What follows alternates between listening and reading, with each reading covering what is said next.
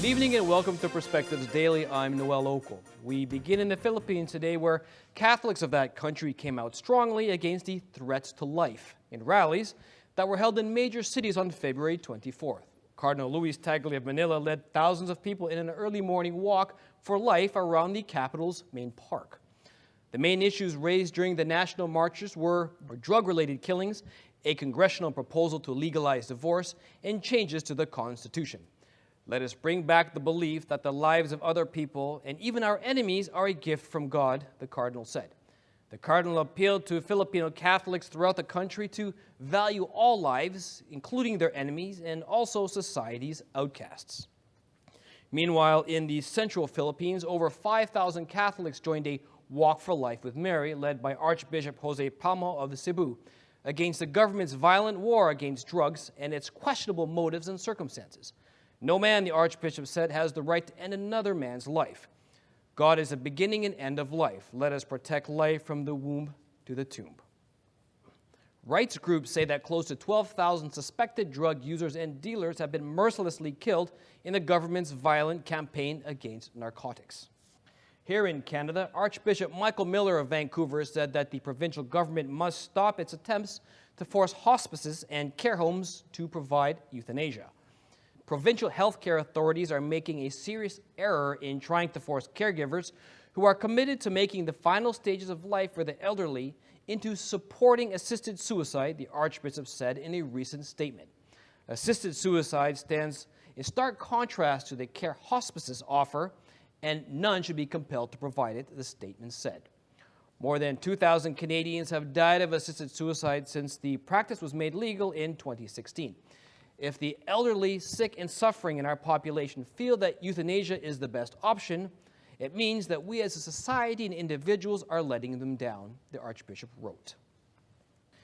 Archbishop Miller is the latest voice speaking against the recent announcement from the Regional Fraser Health Authority that is mandating that care homes in its jurisdiction must provide assisted suicide on site.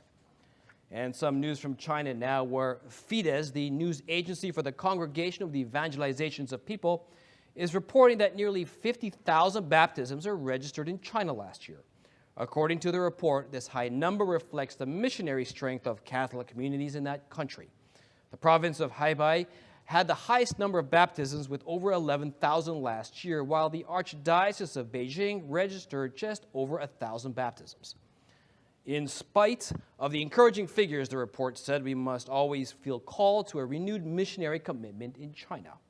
And finally, tonight, we go to the U.S., where the Knights of Columbus in West Virginia are packaging meals for thousands of people in need. Have a look. In 1958, I was in the Coast Guard, and I was a cook, and they took us to Port-au-Prince, Haiti for a weekend. I had to get rid of the garbage at the end of the evening. And when I dumped the garbage over the side, I saw people jumping in the boat and fighting for the garbage. And I realized how precious life is.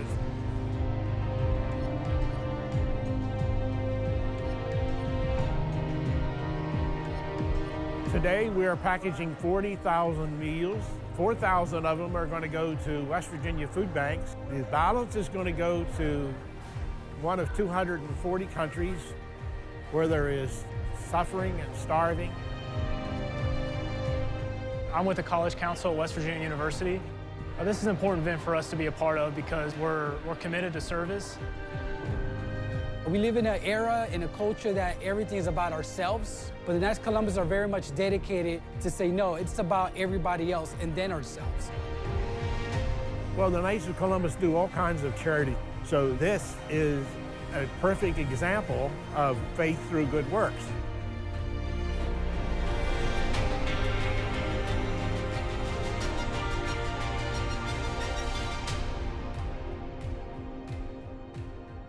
And that is all that we have time for today. Join us again tomorrow when I bring you more news and stories with the perspectives of a Catholic lens. I'm Noel Okel, and thank you for joining us.